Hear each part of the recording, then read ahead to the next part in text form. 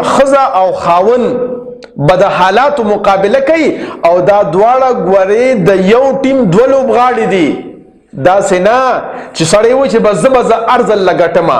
کله کله بعضې سړي دا وایي هغې ډېر زیات چې کوم دی نو په ښځه باندې غصې کوي او بس په هر یو څیز کوي چې بس زه ټیک یم او تاسو غلط یې، زه ټیک یم او تاسو غلط یې.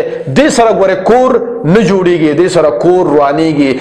کله کله به سړی په حق وي او کله کله به ښځه په حق وي. کله چې سړی په حق وي نو ښځې له برداشت پکار دی او چې ښځه په حق وي نو سړي له برداشت پکار دی.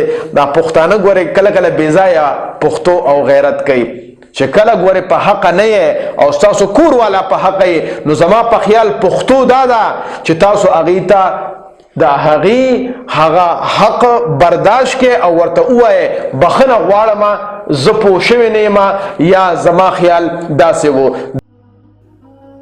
د خدای دپاره پښتنو سانونه وپېژنئ، ستاسو دپاره خو به ځان له پیغمبر نه راځي.